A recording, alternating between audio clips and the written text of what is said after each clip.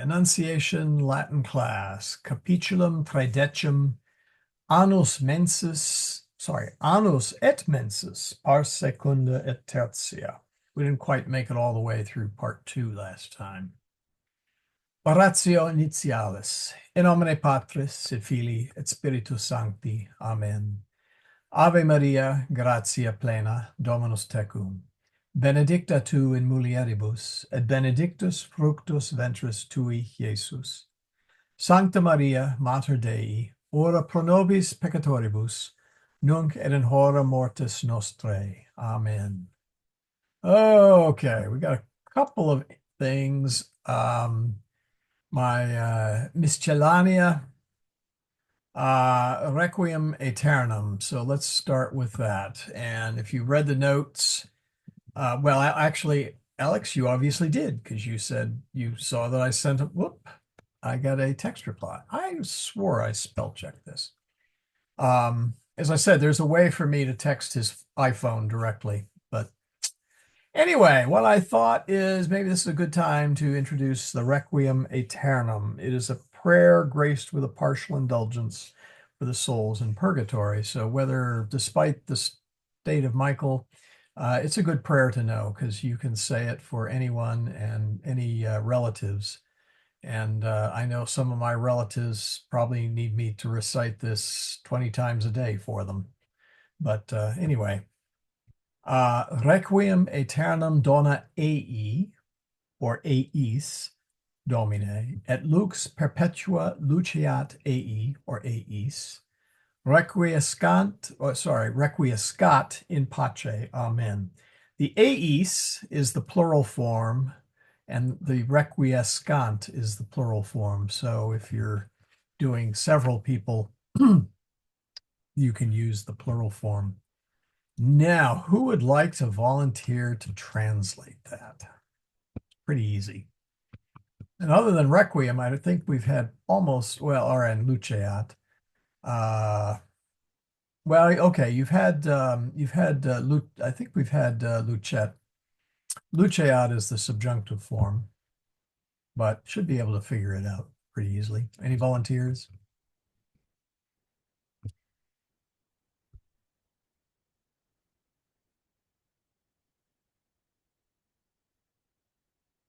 Don't all volunteer at once. Yeah, I'll volunteer.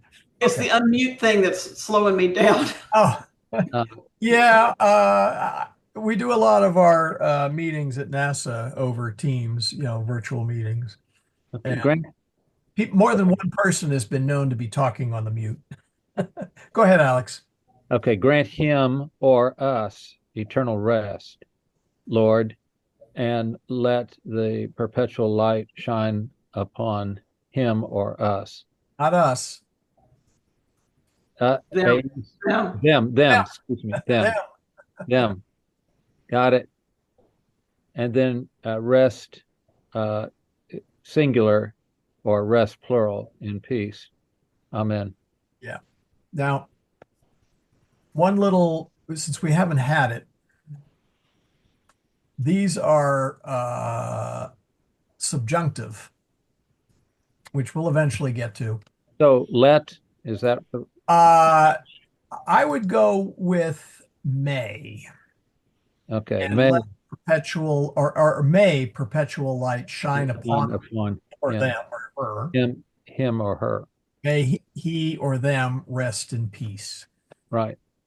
So, yeah, that'll be the fun thing about this. The subjunctive is most everything we've had so far has had an analogous form in English, or at least something close enough that it's not too bad. Is let not part of the subjunctive? Let is let or may, either one. Okay, so all right.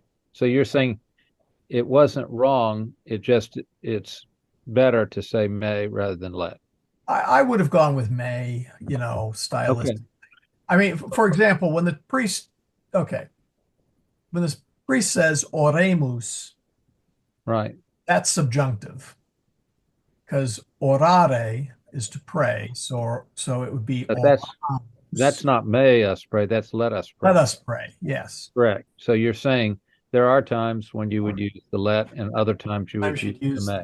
yeah, that's going to be the fun thing about the subjunctive is it doesn't have a nice, neat, tidy bow that you can wrap around it and pull it tight and put it under the Christmas tree, so to speak. You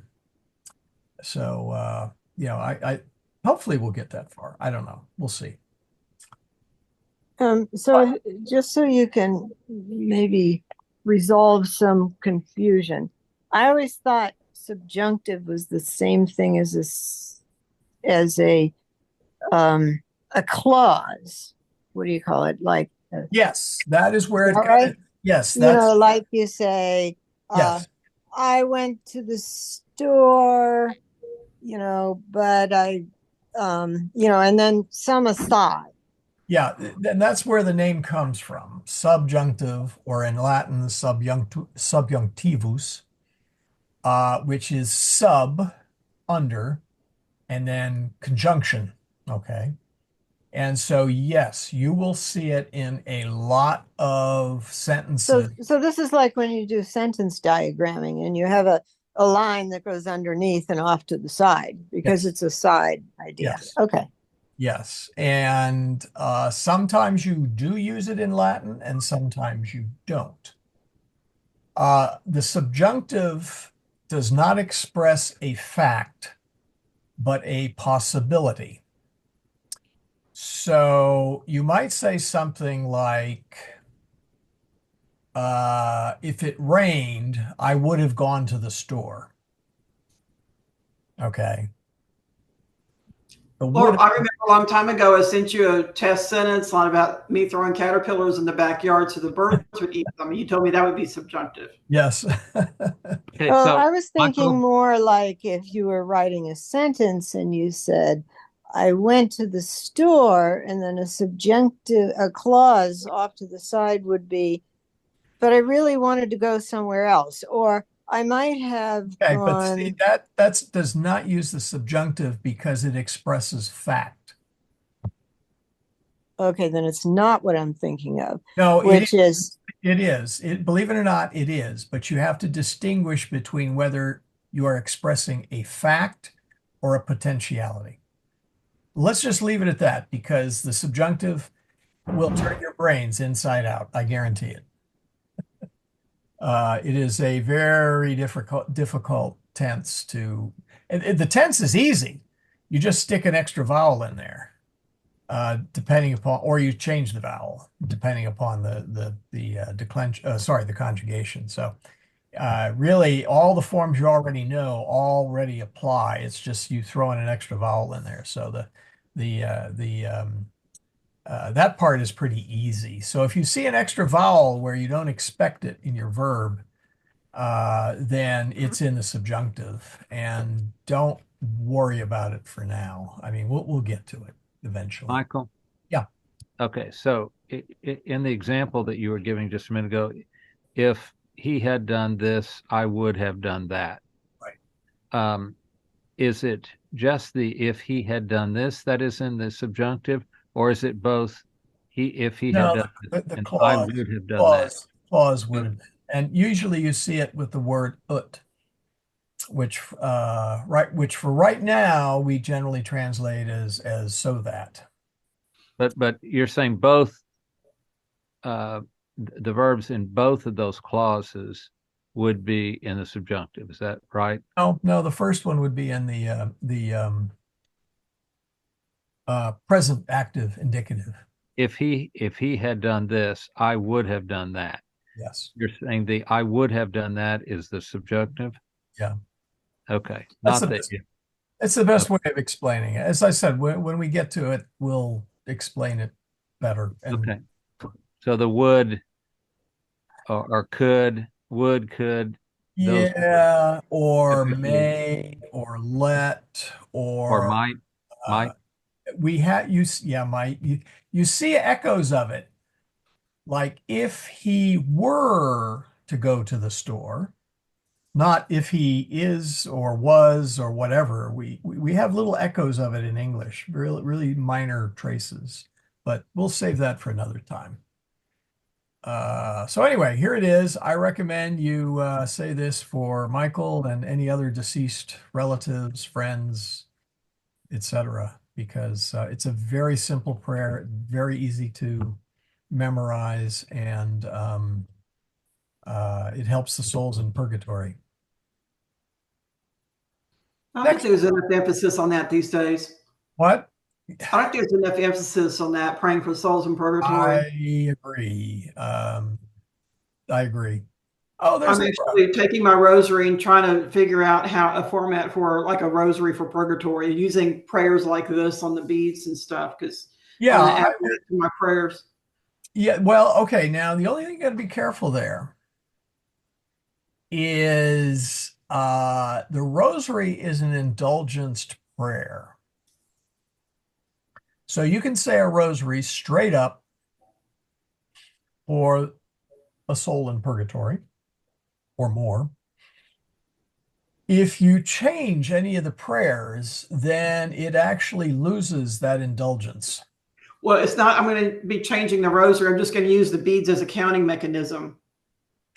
I'm Be not totally different prayers. sure. Oh, well, okay. Anyway, let's move on. Okay. All right. Chat GPT. All right. Ex Wikipedia. Intelligentsia artificialis, intelligentsia fictitia est subdisciplina informatica, quae machines intelligentibus creandus studet. Boy, is that a mouthful. Basically, artificial intelligence, and actually, I prefer this, and you'll see why I think that's a misnomer. This is actually fictitious intelligence, is a subdiscipline of what do you want to call it? Informatica, computer science, for lack of a better term, which you study the creation of intelligent machines. Now, I'm sure everybody's heard of ChatGPT. Hard not to. The word artificial intelligence, it's really a misnomer, okay?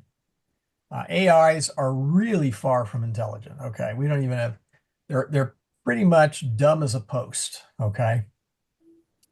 Simple logic and reasoning problems are beyond their capabilities. I think probably Just ask them to do your taxes.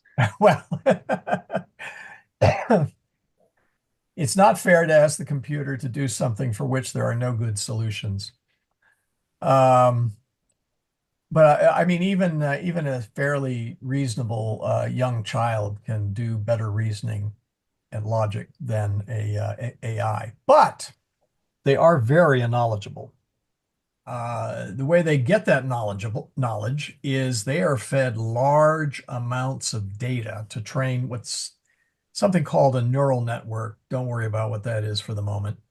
In pattern, unless you want to look it up, by all means, in pattern recognition and association. So they know a lot.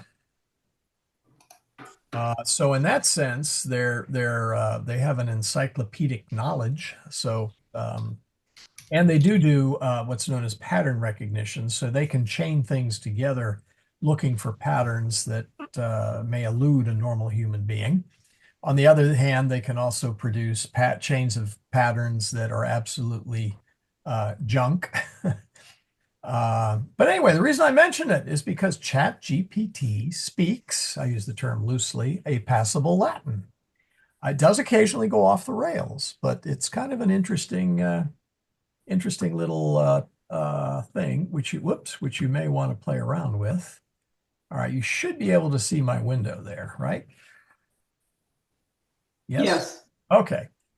So let's see. Salve Domine. Salve, quid agis? Not bad. What shall we ask it?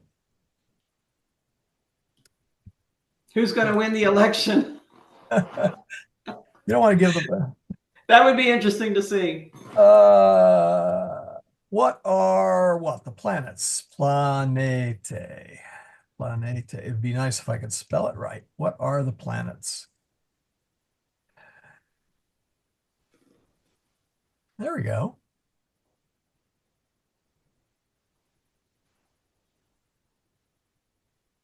Wow, that's pretty good, actually. Thought that Pluto was added back. That's under dispute. It depends on who you talk to. Yeah, well, I mean, they should at least Well, mention. Pluto in general is considered like a minor planet, Yeah, and it well, doesn't include like Ceres. Yeah, well, look at that last line. look at that last line. Okay. Systema solare continet multa alia corpora celestia sicut planetoides exempli gratia Plutonum asteroides et comitas. Okay, I see it. Didn't see it first. So anyway, that's pretty good. We could say, let's see, Julius. Whoops. We can even do some let's see, duo filios et una filia habet. It says he understands intelligo. Okay. Is that the word they use to? Intelligo? Yeah, that's the right word. Quat liberos. Whoops. Liberos.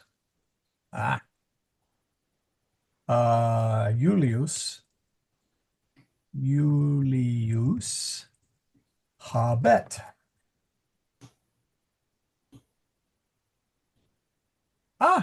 See?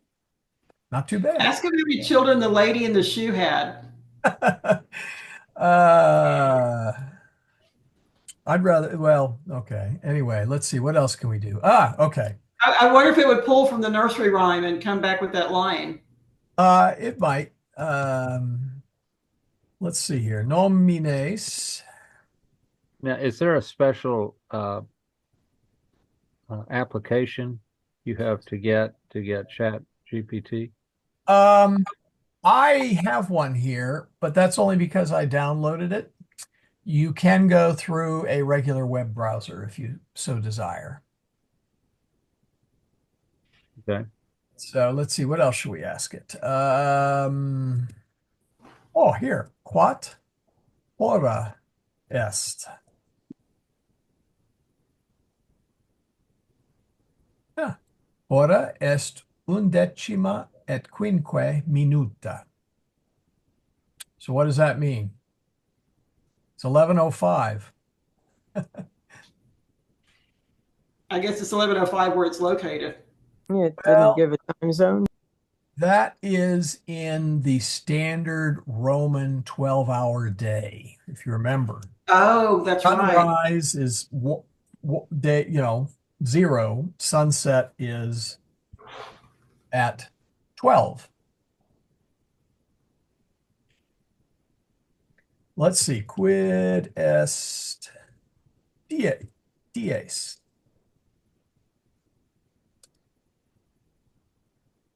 Dies Jovis, Thursday.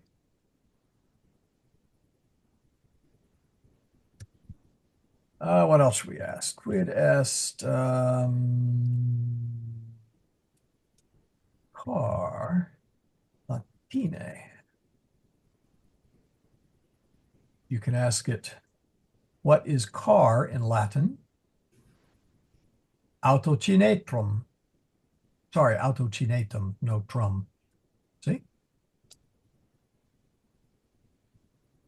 Pur est Deus homo.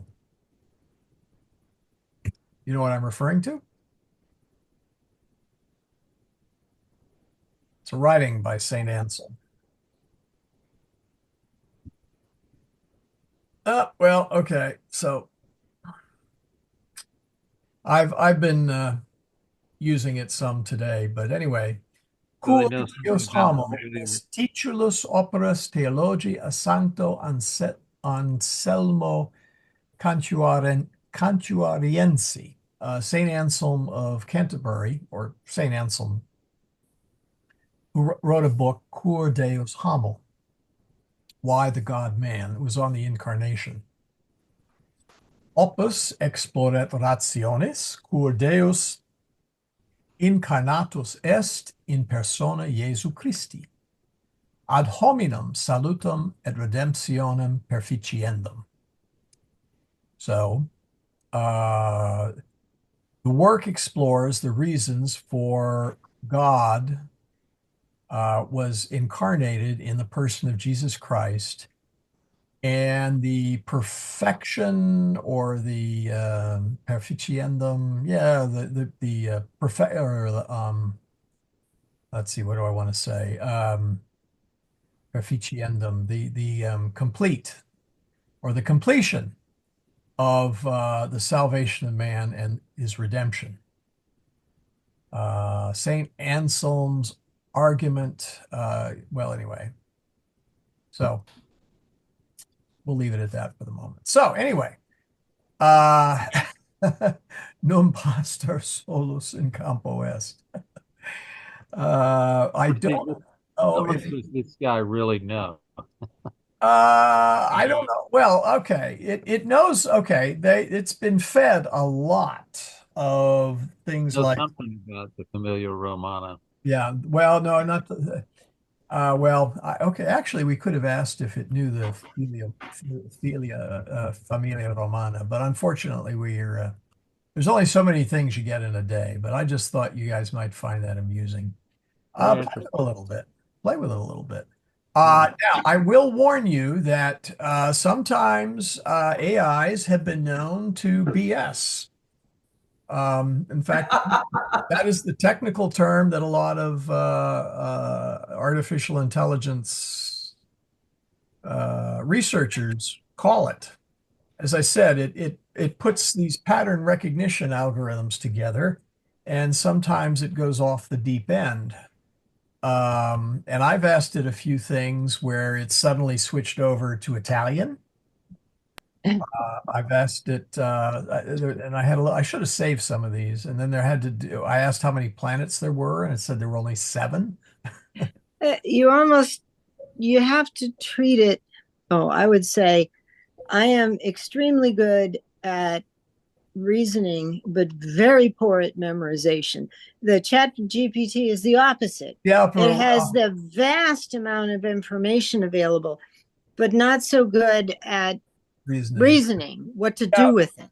yeah. What I wanted to ask it is if I told that Julius, Good comment. yeah, if I told it Julius, maybe I'll do this next time, had the names of Julius's children's were Julia, the daughter, and the sons were Marcus and Quintus. And I asked it how many brothers. Well, okay. If you say Quintus has a brother and a sister, and you ask how many brothers does Quintus' sister have, Right. it'll often only say one, Quintus. It won't realize that there's a relationship there beyond the words. Now they're getting better. They're getting better. But still, if I may say, this is way better than Google Translate for Latin. So, and you say, and you can ask it, I asked it what the word car is, see oh, here it is. What is car in Latin? And so it recognizes the English word, and that is autocinetum is one word, autoreda is another, couple different words. Autocinetum, cinetum is from ashes, so that would be a automobile with an internal combustion engine. I have no idea what it would do in an EV. Autoreda is just a vehicle that can go by itself, autonomous. Now, when we say autonomous, we don't mean like self-driving like a Tesla. Um, um, so it means that it is self-moving. And Yeah. For It does. instance, an underwater AUV is an autonomous underwater vehicle, but it's not really autonomous. It just means there's no guy inside driving it. It well, means it's it could driven from a submarine or from well, above the no, ground. actually, it could be autonomous. There are those that have a an AI on board that will steer it and move it around. But what was the autokinesis? There we go. If you look up the word autokinesis, that's what we do every time we walk to the grocery store. Meaning you are you are moving yourself. So Right. anyway, Michael, does ChatGPT have the ability to add the macrons? Because I noticed they're not here. I don't know. Um, the only reason I use macrons with you folks is as training wheels. Okay. Well, but that macrons are But used. we use them at church. They're in the um I've our seen missiles breathing. and stuff with them. Yeah. Well, now do you see macrons or do you see accents? Oh, Uh, okay, accents. Yeah, they're accents. They're not macrons. Okay. Um, you have to understand that I deal with documents, I don't all over the span of time. Most of them do not have macrons. Okay. I think it's important for you guys to have the macrons to help you pronounce it and et cetera. But I don't know. I've timed out, so I'll have to wait until 9:45. I'll find out. Maybe it does. So anyway, I thought that would be a little amusing thing that, yeah, you can play around with. So again, Michael, you found some application somewhere that had GPT. Yeah, let me here. Let's do this. Okay, I probably timed out of this anyway. Chat GPT. Let's see here. That's this. It's OpenAI is the one you want. And you can go to OpenAI. You can download a desktop. Well, oh, actually, see, hold on. You can try it online. See, it does want you to log in. I happen to have a Google login, which I use, which is a throwdown login. Um, but you Is can also get the desktop version. is Uh, this a Microsoft product? no, this is not a Microsoft product. That's the one that. Microsoft has a competing AI. I don't know. No, this Yeah, is is it well, Microsoft that has had all the problems with theirs? it's don't know. I don't follow Microsoft that much. Um, it's not my platform of choice. So, but they can be cantankerous. I mean, as I said here, they feed it a large amount of data to train their neural networks. Okay. And you can generally feed a human being, well, some human beings anyway, stuff that is fact and stuff that is fiction. And many people can immediately, see what the difference is or distinguish the difference. Um, Neural networks just sort of absorb stuff without any way of they themselves of evaluating it. And so, there was a case, I don't know, maybe a month ago, where they asked, and I don't remember the AI, what does a pope look like? And so they had pictures of a male dressed in roughly papal, you know, vestments and stuff. And then they had a woman, and then they had a black guy, and it was quite clear that the AI was trained under DEI, diversity, equity, and inclusiveness, No, and it was just flat out false. no. So it's very much how well they are trained by the team at hand, and of there course was quite a backlash over that. I remember seeing those yeah, images yeah. and Oh stuff. yeah. Oh yeah. Well, it was yeah. As I said, they don't have a they have no moral sense. They have no sense with the world, as to what is real and what is not. They're just fed a bunch of data, and their programming is set to produce whatever. So, I would not want to do my thesis based on their writings. People have tried that, by the way, and it's been rather amusing. One guy did a thesis. I don't recall what the subject was or what the paper was about. I think it was for a master's, maybe. And the AI made up the references. So, Oh, some lawyer, I think, did that. They filed a oh brief and they yeah, found yeah, it. yeah. Lawyer did Yeah. that. Yeah, yeah. And they quoted cases that never existed. So you got to be kind of careful. But still, for learning a little Latin and having a little conversation, a little fun, hey, uh, it's worth it. So I'll play around. I'm going to play around with it some more personally. Whether you're interested or not, that's neither here nor there. Just thought I'd mention it though. All right, shall we go on to Animalia? Um, I just thought I'd throw this in. These are not some of the greatest illustrations, but most of these will be found in the Vulgate. I think you can figure out between the picture and the word rhinoceros, rhinoceros, vulpes, that is actually fox. Doesn't look very foxy to me, but it's a fox. Cervus, deer. We had deer in the we had the pastor at Limax is snail, canis. We had the dog. Porcus. Well, it doesn't take a lot of imagination to figure out what that one. Vespertilo. All right, I kind of like Vespertilo, but it comes from Vesper, evening. So Vespertilo, whoops, did I leave out an L? Bat. Let's see, I think I left out an L. T-I-L. No, I didn't. Yeah, bat. Uh-huh. Literally a night creature. Okay.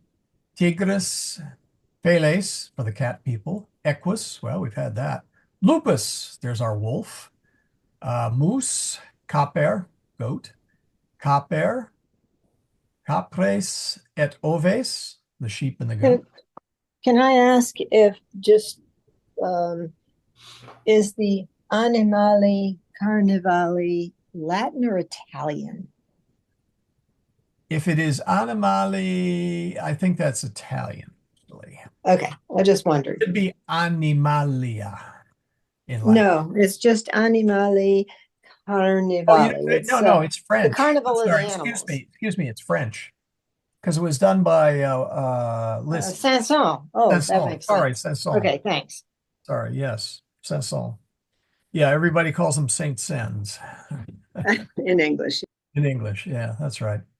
Anyway, they're in there. Rhinoceri are in Deuteronomy and Job and Numbers. Then vulpes, dixit ilieus, vulpes ovias habent, et volucres celi nidos. Anybody want to try that one? Volucres is what? Flying things of heaven, nests. We've had nidos. Or, sorry, nidos. The foxes have their fovias would be dens, but the word means more than that. And the birds of the sky, their nests. So, yeah, well, no, they actually use the word rhinoceros in the Vulgate. It must have been that particular video that I was watching then that they were using a Well, different version of the Bible or something. yeah, there is a reference to a one-horned beast, and it's not clear what it is. But just for the heck of it, we're not going to go through all of this. But if you go to Deuteronomy, which are the where it contains the laws of the kosher diet, ne comedatus quae immunda sunt. Do not eat those things that are unclean. Hoc est animal quod comedere debetis. This is the animals or the the animal that you ought to eat. Bovum. Cattle. Yeah, let's see. Do they have bos in here? I think they have just vaca. I don't see. Yeah. Yeah. Bovine, cattle. Et ovem, sheep. Et caprum, goat. So capra, or sorry, caper is goat. We've had sheep. Cervum, deer. Capreum, bull. Anyway, I'll let you go through all of these. So I had to look a lot of these up myself, but I just thought you might find it. I have no idea, by the way, what an ixion is. A vulture and a kite. These are things that you're not allowed to eat that are unclean. The eagle, griffin, and I've forgotten now what that was, but I have no idea what an ixion is. I looked it up, couldn't find it in the dictionary. Corvini is I crow. think a kite is a bird. Yeah, it's a kind of well, this is milvum is the kite is usually the kite. So I'm not entirely sure. This is some sort of bird, but I was not able to find what kind. The Struthionum is an ostrich. I think we had ostriches in here. Did we? Oh, no. Okay. No ostriches. Okay. Well, anyway, you're there. I mean, you can learn some really obscure. Oh, and okay, there's our Vespertilionum. No bats. The bats are right out. I'm sure I'd want to eat a bat anyway. So anyway, and you can, and if you want to go look up in the Douay Rheims or even the New American Bible, you can look through these and see what some of these things are. But I thought that would be, whoops, did I do, wait a minute, 13, 18, here we go. Calendarium. Okay, on to chapter 13 here. Hieri erat cridie calendas Augustas. Yesterday was the calends of August. Or sorry, yesterday was the day before the calends of August. Pridie means day before. Die, dies, day, pridie, prior day, the day before. Hodie sunt calendis Augustis. Today is the calends of August. Cras est ante diem quartum nonus Augustas. Hey, Michael. Yeah. Just I have a little Latin dictionary of my own here. I pulled it up. Yep. And I see there's a reference to Ixion, which is a Lapith king bound to a revolving wheel in Tartarus. Yeah. Yeah. And below that a little bit, it says Ixionidae. Ixionidae. Outer is centaurs. Yeah, well, I'm pretty sure the Bible is not talking. Well, now I admit the Bible would say, you're not supposed to eat kings. Yeah, I just don't know if there's another reference that might be related to some kind of horse type animal or something. No, I saw both of those, and that's not. Okay, all right.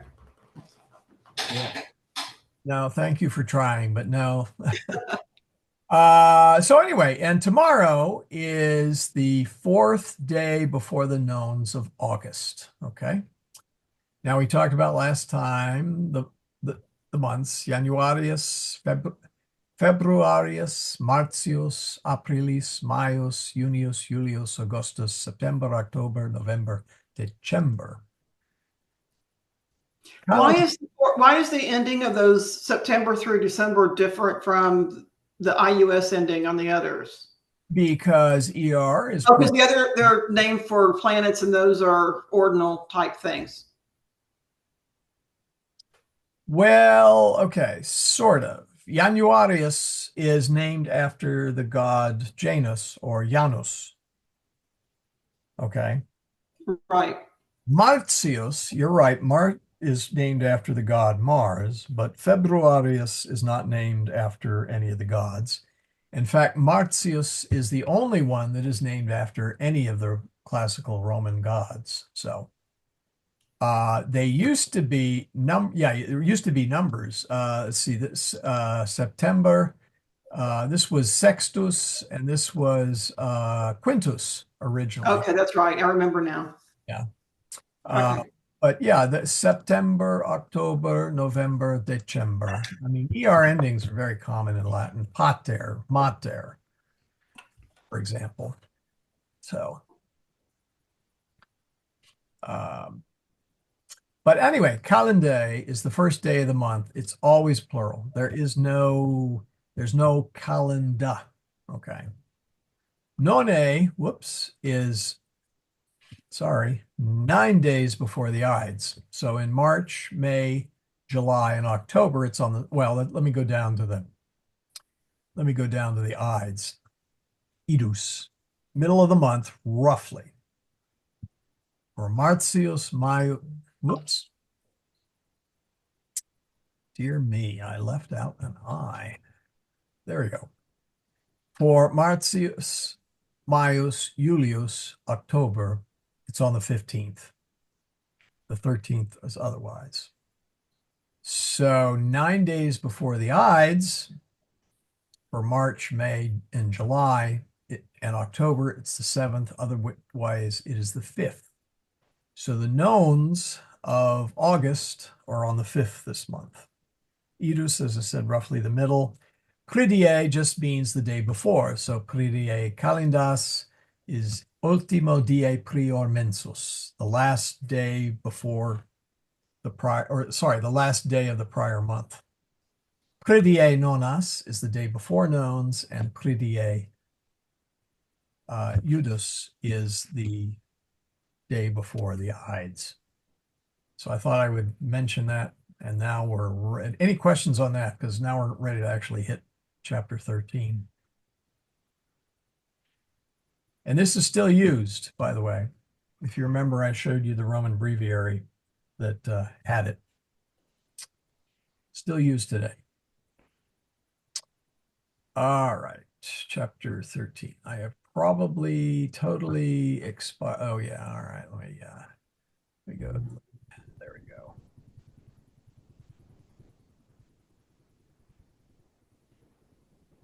And we don't need bookmarks.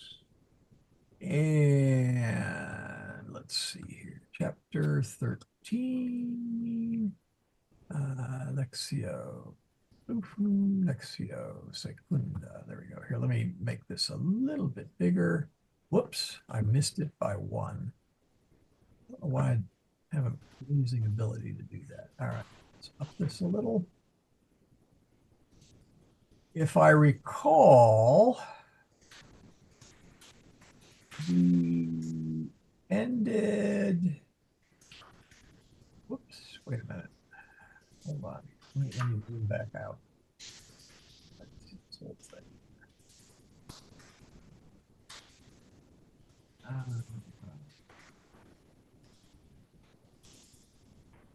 I think we ended right here, didn't we? Estate dies longi sunt. That's where we'll pick it up. How's that sound? All right, I will start things off. Wow, that's a long paragraph. Oh well. Estate dies longi sunt. Summer, the days are long. Sol lucet, air calidus est. Air is warm. Estas est tempus calidum. Iems tempus frigidum est. Ieme non solum imber, sed etiam nix de cielo cadit. If you remember your little weather illustration from last time, winter is a cold time. Winter not only imber, showers, rain, but also snow falls from the sky. Imber est aqua quae de nubibus cadet. Showers are water which falls from clouds. Nix frigidior est quam imber. Snow is colder than rain. Let's see, do we have, frigidum, cold. Frigida, frigidum, sorry, frigidus, frigida, frigidum, cold, or frigid. That's where we get the word. Frigidior, colder. So snow is colder than rain. Hieme montes et campi nive opriuntur. In winter, mountains and the fields are covered in snow. Operiuntur. Vere campi nova herba operiuntur. Vere, what's the difference between this vere and vere, meaning truly? This is summer. Difference is the macron. Vere campi nova herba operiuntur. So in the summer, the new, what do I want to say? Green growing things, grass. I'm struggling for the word here. Are open. Arbores novus follis, greenery. No, what's the word for it? Vegetation. No, I can't think of it. Arbores novus follis ornatur. Is Campi in the country? No, that is field. Okay, well, sometimes it means country, sometimes it means field. We've seen it in here as field. Campus, remember pastor et campus, I think it was. I forgot now which was that what, 7, 8, I think, somewhere in there. We had the wolf and the sheep and the dog. Campus. Yeah, campus really just means open field. Okay. Yeah, well, when I say country, I don't mean country like. Yeah, no, I know what you mean. The hicks, the sticks.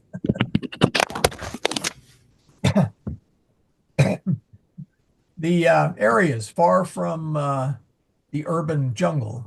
No, I understand what you mean.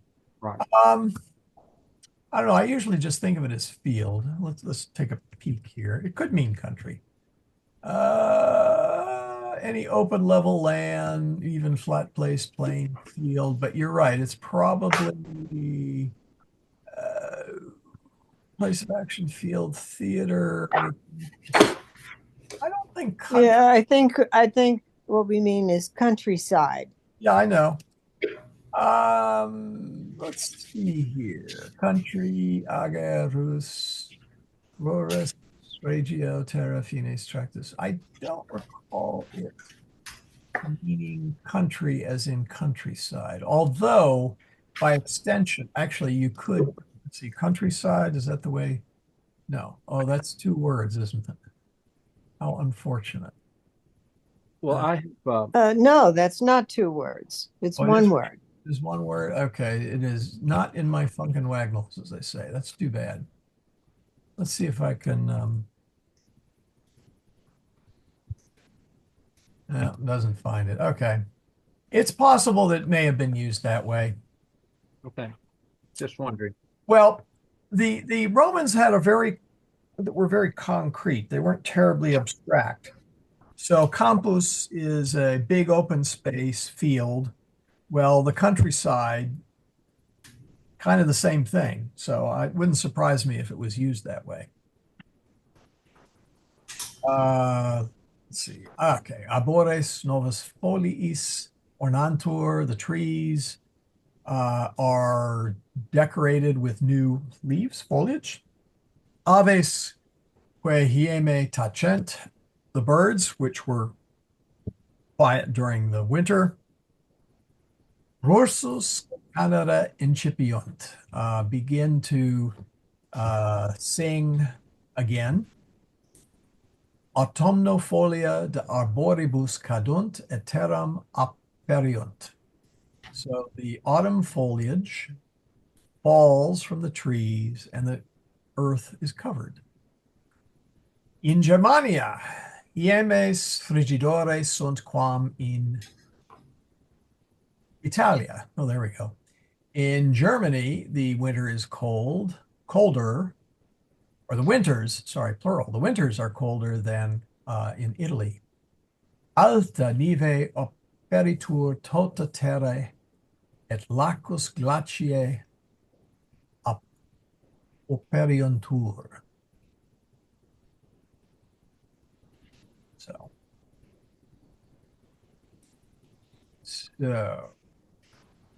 deep snow covers the whole earth, and the lakes are covered in ice.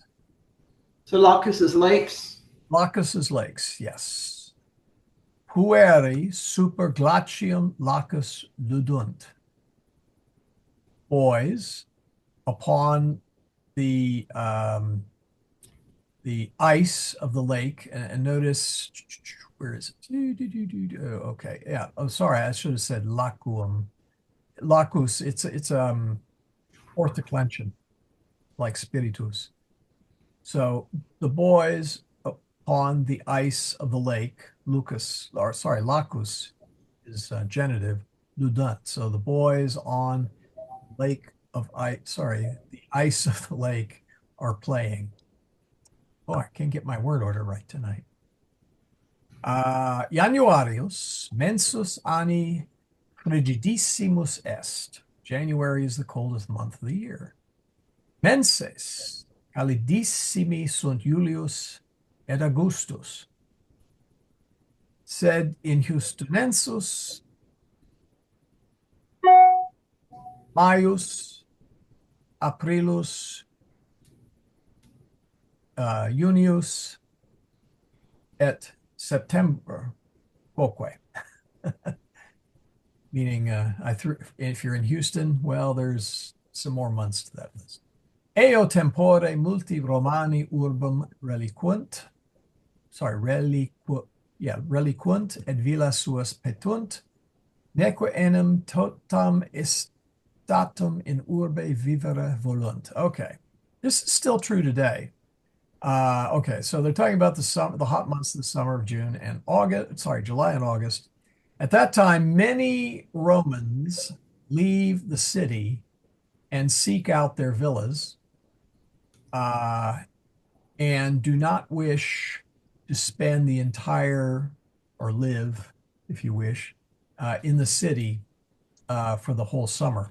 And that's something you probably have heard. Oh, it's July or August, usually August, and the Pope is off at Castel Gandolfo or skiing or whatever. And you will frequently find that things come to a standstill in Rome at this time of the year. That was true then and still true today. So, any questions on that? I just have an observation. Yeah. It's interesting to see the interplay between Italian, Spanish, and Latin. In Latin, the word for snow, nieve, and Well, it's actually nix. The nive is ablative. okay. Well, anyway, in Italian, it's nieve, Neve, and in Spanish, it's nieve. So it's like Spanish is a combination of the Latin and the Italian. Just curious. Yeah, I've often found the Spanish to be closer to the Latin than the Italian, Except for verbs. except for verbs, yes. Verbs are extremely close, and Yeah. yeah. So,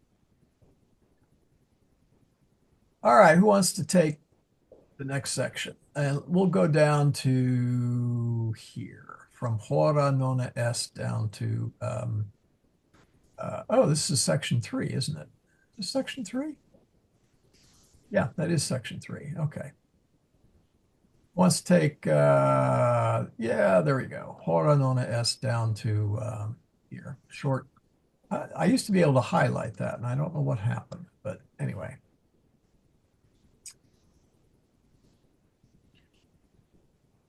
I can give it a shot, but my head is swimming tonight. I feel like I'm not with it this evening. So you may have to help me out a lot. Oh, I see. Okay. I think Laura's having Wi-Fi issues. Sorry, go ahead. Hora nona est. Nona. Hora nona. It's the ninth hour. Is that right? Yep. Okay. Uno, Amelia. duo, tres, quatuor, quinque, sex, septem, octum, nonum. Well, see, I hear Nona and I think grandma. So I understand. Yes, yes. it took my brain a second to get in gear. Okay. Emilia apud filium egrum sedet. Yeah. Emilia is near her brothers.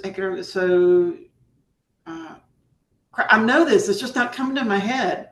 Well, I'll Egrum. give you a hint. Her brother's name is Emilius. Said Okay, so she's with her brother, but Egrum sedet is what's. filium non fratrem. In nomine Patris et Filii. I know they're talking about her, the brother No, of Amelia. nope. No? Filium, filius. Quis est Jesus? Jesus est filius Dei, non frater Dei. Okay, then someone take it over because my brain's not Okay. kicking in. Son, Get the son. Son. Okay. filius, son of God, filius Dei. I don't know why I was hung up on brother for some reason. I don't know, but if you remember, we left Quintus in his bed and the wonderful doctor. So we're coming back to it. Okay, so Amelia is with her son. Right. Six sons. Egrum, sick. Sitting with her six, or well, not really with, but near or by. Yeah. We'd probably say with, tell you the truth. Okay. Okay, you're stumbling over the words. Are there six sons? Sick. Oh, okay. You said six. That's why I was confused. Well, I'm pretty sure I said sick, but yeah, you know, it may have gotten zoomatized. Sick. I'm looking at Egrum and I'm thinking about Agro, the farmer stuff. This is my brain is just not with it tonight for some reason. Egrum. Yeah. Have you ever had the ague? Seriously, yeah. Aegue. Okay, so she's with her sick son. Yeah. Okay. Cubiculum luce, solus illustrator. Right. So the sunlight is lighting up his room. Yep. Emilia ad fenestram et celumque spectat. Yep. So Amelia is at the window looking at the sky. Yep. Okay. You're on a roll.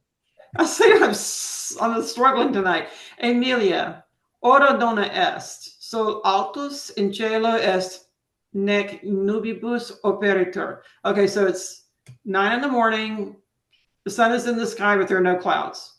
Oh, okay. Hora est nec. Let's go back to hora nona. When is the ninth hour?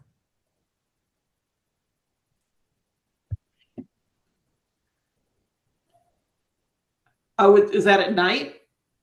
I'm thinking 9 in the morning. Like I said, my brain's not in gear. No, that's at 3 in the afternoon. Is it 3 in the afternoon? Remember, okay. I'm not with it with the hours and stuff. I still haven't gotten that under my belt. Okay, well, I don't know if it'll help, but if you go back and read the Gospels of the Passion, you will find that it was at about the ninth hour. That's when Jesus gave up his. That's right. Okay. So the ninth hour is 3 p.m. Okay. So what is the first hour then? I mean, That is dawn. Here, 6 in the morning? Yes, or depending roughly. Let me tell you what. Let me close this. First hour after the sun is up. Yeah. All right. Let me go back to chapter content, and I think let me see if it's in this section. I always get that. Well, it makes sense if it was 6 in the morning. Yeah. Here, let's see. Here we go. All right. Let's talk about the hours. Talk about the hours. All right, let me zoom in here. There we go. Here we go. See? Dies in duodecem horas dividitur. Ab hora prima dies initium facit. So the day begins at the first hour. That is sunrise. Okay. You have to understand that the Romans and many other the Mediterranean peoples used a sundial. So they They're telling us that the 6th hour is at midday, is at yeah, the noon. 6th hour is at noon. Yeah. Yeah, so you can't have an hour if the sun's not up. Well, okay. Yes, I didn't say it was. Well, I mean, that's why it starts at dawn. Oh, right, right. Yes, yes. It starts at dawn. Now So, they do have the same thing at night, but obviously, in fact, there's a joke. I don't know if I sent it out, but there were two Romans and it was dark out, and one asked the other Roman what time it is. So the other guy took out his flashlight and looked at his sundial on his wrist. Doesn't work that so, way.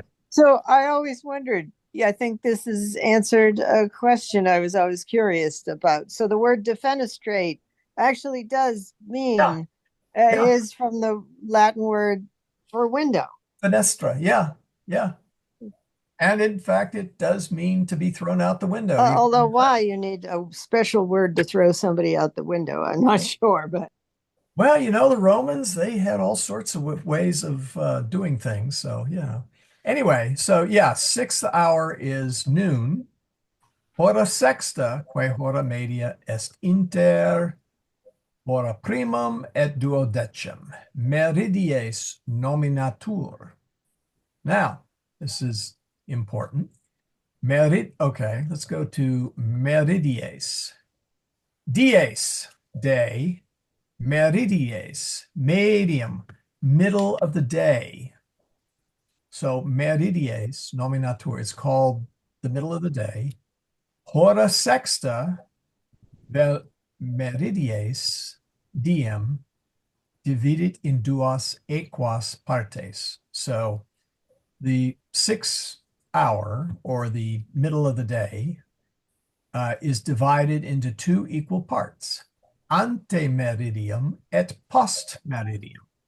That is exactly where we get our AM and PM, and that's what it means, ante meridium and post meridium. Oh, that's a good uh what am I looking for? Uh, If you were playing a game and Oh, trivia. yep. yes, so we would say meridie is noon. We would use the word noon, okay? But in Latin, it is meridie, which means the middle of the day. So, sex hora sunt dimidia pars die.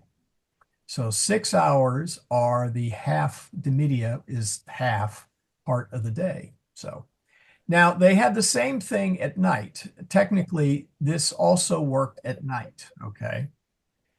They obviously could not use the sun, but from the position of the stars and the moon, they could come up with a pretty good feel for what the hour was at night.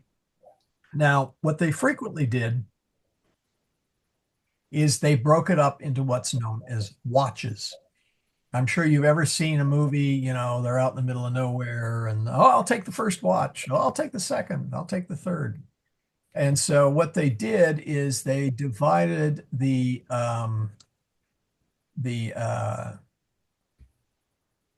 night into four equal periods of time, or watches.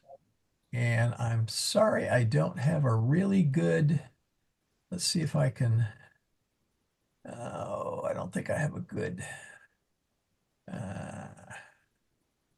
see, do I have a good, no, sorry, I don't have a good illustration. I'll dig one up. So, the Romans, when they went to sleep, the guards did not go to sleep. So they'd take the first watch, the second watch, the third watch, and the fourth watch. And those were 3-hour parts. And so it was pretty easy to measure the rotation of the sky at night, when it was clear, that is. They did also have candles and other things that would burn for a certain length. So there were other ways of telling the passage of time when the sun or the stars were not around. But anyway, so there are the 12 hours of the day of daylight. And I don't think, is there anything? Question. Yes. Yes, they're, depending on the time of year, refresh my memory, when the days are shorter or longer, they just knew that the days were going to be longer and adjusted their hours accordingly. No, the length of the hour varied as a function of the day. That's what I meant. Yeah. Yeah. But yes, they knew that the hours were longer or shorter. So, but the neat thing is they never needed daylight savings time. That would really be fun in this kind of a system. Yeah, so, well, it was a problem because if you're doing measuring physical things, you really need a time standard in many endeavors, many areas of study. So it's great if you live if you live by the sundial. And keep in mind, they did not have electric lights. They did not. I mean, they did have lamps. Okay, they had torches. They had other things like that. But still, when the sun came up, you pretty much got up, and when the sun went down, uh, you generally were in your villa or home or whatever. They would have parties late at night. I mean, these were the Romans after all, you know. I mean, if you're going to be Roman, you're going to party, right? So, but by and large, the working folks got up with the sun and went to bed, you know, with the sunset or shortly thereafter. They would have oil lamps that for a little bit in the evening. Michael? Yeah. What, so were they dealing with dawn to dusk or sunrise and sundown? Ooh, Because obviously dawn to dusk is a much longer. yeah, it's a different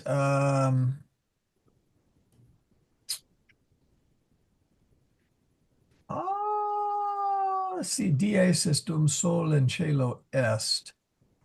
I believe it was actually the sunrise and sunset. I will try to remember to look that up. But I'm pretty sure it was physical sunrise to sunset. Well, So, presumably you're not going to get much of a sundial marker yeah, dawn and dusk. yeah, before the, yeah, it's sometimes called twilight. There's sometimes nautical twilight, then there's astronomical twilight, and but I'm pretty sure it was actually the sun peaked up above the horizon in order to actually generate a shadow. And so all of these hours, it's all closely connected with the sundial. Yes. So that's why they would not have any record of hours at night. Well, no, as I said, they had a similar thing with they had a similar division Oh, of we're using hours at night. candles. But they would have been, well, but also okay. In 24 hours, the Earth makes one rotation. Well, it's actually more complicated than that. Okay, let's see here. In 24 hours, if you mark a star or the sun, in 24 hours, the Earth makes a complete rotation so that that celestial body is back in the same place. Okay. Mm-hmm. It's known as a solar day. Take 24 hours and divide by 360 degrees. What do you get? 15. The sky moves or rotates 15 degrees in 1 hour. Mm-hmm. It is very easy to measure that 15 degrees. I do it all the time when I'm outside. I'll look at where the sun is I'll go 15, 30. Okay, I got 2 hours before sunset or, whatever. 15 degrees is not that hard to measure. There's ways of holding your arm out and like extending something, or there's a couple different ways to do it. So no, they could measure time at night on the basis of the movement of the celestial objects. And it Okay. was well known. So yeah, they had hours at night, but as I said, they typically didn't talk about those because what was more important were the watches, the first watch, the second watch, the third watch, and the fourth watch. Because But after all, most people were asleep at that time. that works only when you don't have a cloudy sky. That part does. Yes. Then if you don't, then you got to go to candles or something like that. Yeah. So they also had water clocks, and a couple of other ways of telling time. They weren't super accurate, but you could use those as backups. Okay. Let's go back to let's see, we want Lexio Tertia. Oh, here it is. Lexio Tertia. Okay. So we'll zoom that back up. And let's see. Michael? Yeah. Just one last thing. Something came to mind from some years ago taking math. Uh, what you were talking about, that conjures up the thought about radians. Is that what you're doing when you're taking the degrees, dividing 24 hours by 360? You've got a certain number of radians around. Oh, you got 15 degrees. Right. Radians were developed much, much later. 1600s, maybe? Yeah. Well, maybe, okay. But what I'm saying is it sounds like we're talking about the same thing. Yeah, I mean, radians is an angle measurement, okay, just like degrees is, okay? Oh. Yeah, I mean, there are 360 degrees in a circle. There Right. are 2 pi radians in a circle. Right. Now, the problem is if I wanted to say 90 degrees, I would say 90 degrees. And if I want to say it in radians, it's pi over 2 or 1.5 something or other. Well, 90 degrees is easier, actually. The 360 actually, I believe, came from the Babylonian and the Egyptians that thought there were 360. Well, they had a base 60. I think it was the Babylonians, one of those civilizations. And early measurements of the year came up with 360 days in the year. So so it was a very nice, tidy system. Unfortunately, they were wrong. They're 365. But the Earth moved. In fact, okay, the other thing is time zones. Time zones are every 15 degrees, roughly. Now they jiggery pokery them around a little bit for cities and state boundaries and everything, but you change a time zone roughly every 15 degrees because that's how much the sun moves in an hour. Mm-hmm. So an hour, 15 degrees west of here, I don't know where that would be, New Mexico, say. Mm-hmm. They would be an hour behind us because the sun had not gotten that high yet. So, But you and always the moon, by the way, is about a half a degree in the sky, roughly. okay. All right, let's get back to this. Where were we? Hora nona es sol altos and scelene. Oh, yes, the sun. Yeah, is Teresa back yet? She's checking on her sister. The sun is high in the sky and is not covered by clouds. So, prime sundial weather. Quintus, cuando sol altissimus est? When is the sun at its highest? That's the highest point. Yeah. Emilia, hora sexta, vel meridie. Go back to the first section. sed post meridium calidor est quam ante meridium. Boy, do we know that in the South. Post meridium, we would say the afternoon. The air is hotter than morning. Before noon. Yeah, or before noon or afternoon, and yeah, morning before noon. And that, by the way, the hottest part of the day is typically 2 hours past the subsolar point. What do I mean by that? The subsolar point is where the sun is the highest in the sky. And you can see how as the sun gets higher and higher, the earth gets hotter and hotter. But the earth heats up slower than what the output of the sun is. So it actually goes a little bit past noon. And so typically it's well known that it's 2 hours past the subsolar point. In the winter, that would be about 2 p.m. In the summer, that's about 3 p.m. with the daylight savings, roughly. If you had a sundial, you can measure it much nicer. So that's another reason to have a sun. They're cool. Quintus, o quam longe sunt hore, cum necesse est totum die in Wait, you skipped Amelia Fenestrum Claudit. Oh, sorry, you're right, I did. Thank you. Emilia, fenestrum claudit, iam satus obscurum est cubiculum.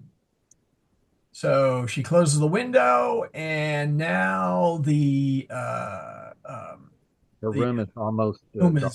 is dark. Is Satis Satis is I thought it was now the room is dark enough. yeah, dark? enough. That's Yeah. yes, enough. Satis is enough. So if I say satine caloris tibi est, I'm asking you, is it hot enough for you? So yes, Yeah. satis is enough. And it is yeah, dark enough. Quintus, o quam longe sunt hore cum necesse est totum diem in lecto iacere. Remember, Quintus took a nasty fall last time we checked in with him. So how long are the hours when it is necessary to lie in bed all day? Any parent ever hear that from a child? Or for that matter, any child here who is no longer a child ever say that? Emilia, ver est, dies atque hore longiore sunt vere quam hieme. So, Amelia, it is summer. The day and the hours are longer than that of the winter. Oh, okay. Oh, dear. Okay. Well, yeah, tell her to lie down. Recovery. She has had abdominal surgery. It will take time to get over it. Granted, they did not, rip up her abdominal wall, but they still did puncture it. And Yeah. certainly the appendix did not, help. Quintus, quando longissime sunt dies? When is the longest day? It's the longest day. Mense junio, June. The most Iamne mensis junius est. Maius est, hic Deus est mensis Maiae postremus.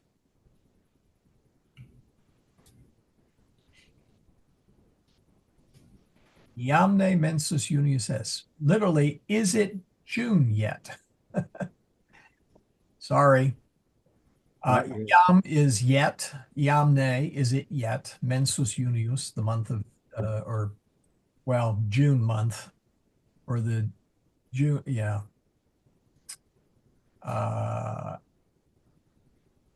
Emilia, Maius est, it is May.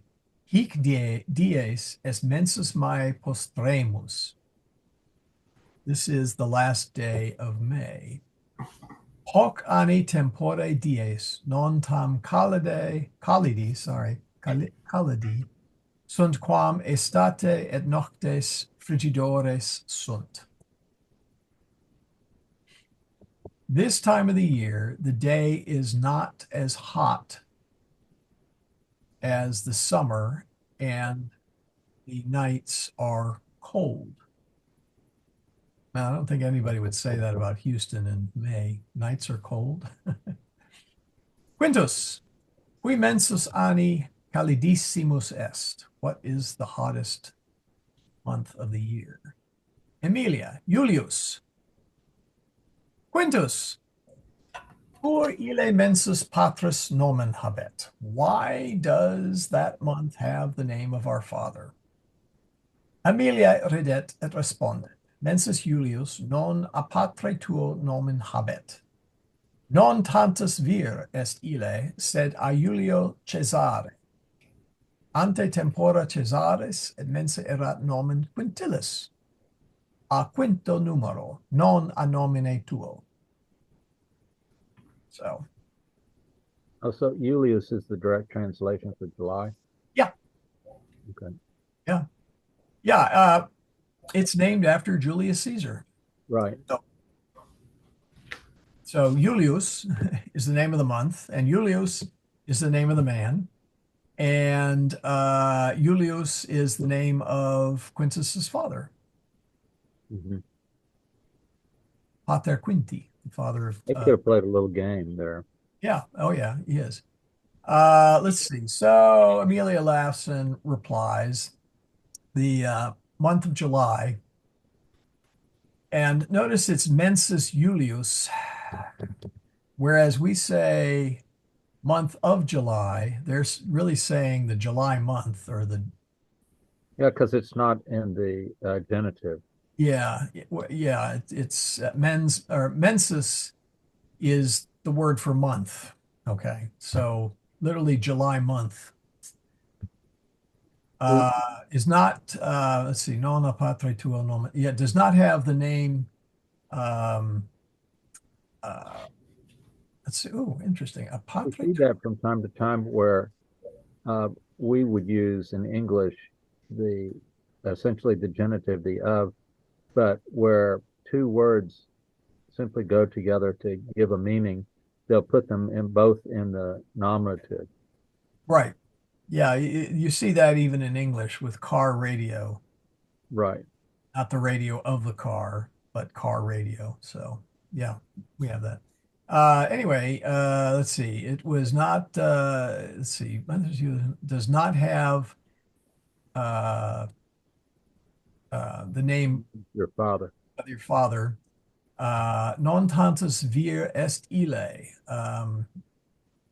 He's not that famous, might be the best way of saying it. That Julio Cesare, but Julius Caesar. Ante tempora Caesaris e immensa erat nomen Quintilis. Quinto numero. Yes, it used to be Quintilis, or the 5th month of the year. So, Quintus, est ne Julius mensis Quintus? Puer digitis numerare incipit. Well, let's see here. I should toss this over to some. Well, we got 3 minutes. Okay. Is July the 5th month? Puer digitis numerare. He begins to count on his mensus primus, Januarius, secundus, Februarius, tertius, martius, quartius, etc. Emilia, antiquus temporibus martius non tertius, sed primus mensis erat. And that's the reason for the funny numbering is because originally March was the 1st month of the year. And in fact, there between December and March, which is that space of, let's see, January, February, let's say 2 months, there was no month. It was just sort of winter, and everybody had a nice big glass of wine and pulled a sheepskin over their self and slept. So it really had no number. It had no name. So which months did they count again? That would have been January and February. They were missing from the original Roman calendar. Now, this was really a long time ago. This would probably be, I don't know, 500 years before this, maybe? So December would be the last month, and then March would be the first. That'd be the first. Yeah.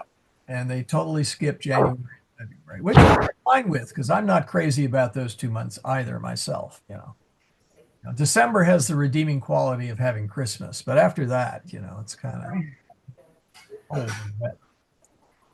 So let's see, where was it? No, okay. Let's see, hold on. Antiquus temporibus Marcis non tertius et primus mensis erat tunc igitur quintilis qui nunc Julius nominatur mensis quintus erat non septimus. What nunc est, yes, it is now the 7th month because they stuck January and February. Item mensi Augusto nomen erat sextilis, quia sextus erat. Nunc Augustus nominatur a Caesari Augusto. And So now, once upon a time, it was called Sextilis. yep. And if Julius Caesar got a month, then by golly, Augustus, the first emperor of Rome, was going to get his own month. We're telling everybody this is the month Sextilius right now. The month what? Sextilius. Yes. Starting today. Sextilis. Yeah. Anyway, now this is something I want to call out. This is not est. This is erat. We now are going to get into other verb tenses. Okay. This is they're sneaking in the easy ones right now. So est is, erat was, sunt are, they are, and erunt, they are. Let's see okay, it's 9. Perfect. Almost, let's see. I think we almost got through it. So we'll finish up the 3rd section next time. Let's go to go on to the Grammatica Latina. The next class will be next week, August 8th.